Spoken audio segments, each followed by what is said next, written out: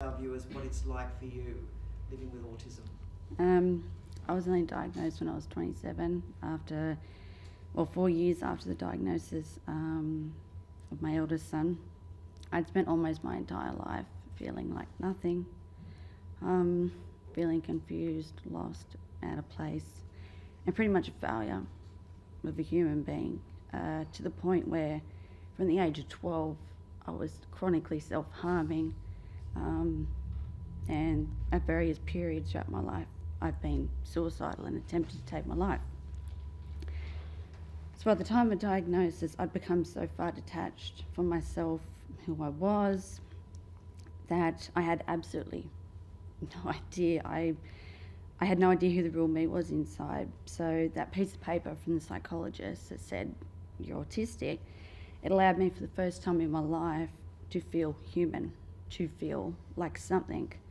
It was like being given permission to drop all those masks and the camouflages and just put myself out there as who I was. And to me, that was one of the most empowering things ever, was that diagnosis. How would you describe it, what it feels like for you each day, what it's like being autistic for people out there who aren't autistic? It's as challenging as it is amazing. So on one hand, I'm a very anxious person. So I need to know details of everything that I do in order to be able to structure and plan and organise my world. I need routines, guides, visuals. I sometimes struggle with communicating my thoughts and feelings in ways that other people can understand. Socialising is very confusing and exhausting. So in order to reserve energy, I often rely on scripting and rehearsing. I have sensory processing issues, mostly around touch, noise and invasion of my personal space. I'm really sensitive to the emotions of others, so I experience mine and others with a high intensity. But on the other hand, I've been gifted with many amazing abilities. I have an exceptional memory and recall. I'm a perfectionist with an incredible attention to detail. I'm also very observant of my surroundings at all times, so I can pick a mistake, or so when someone said something and they've gone and done something else that they might not have noticed, I can pick up on that. And so I hear, my brain's it's very complex. I describe it as a detailed filing system, so everything that I see, smell, hear, experience, think, all gets stored up in there, and then if I need information, it just comes down like that. So it's tiring because everything I've ever done in my entire life is pretty much up there, and it just sits there and I can just grab it down like that.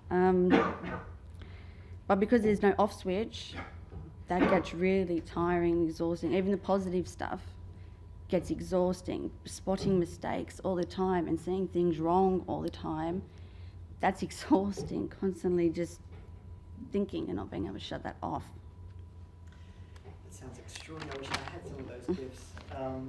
What have been some of the positive or wonderful experiences that you've had? Probably being able to be in a unique position to better advocate for my children, and being able to ensure that they also get the outside supports, but also being able to support them from a parenting perspective to meet their needs, and also being in a position where through my experiences I can then advocate for the rights of other autistic individuals.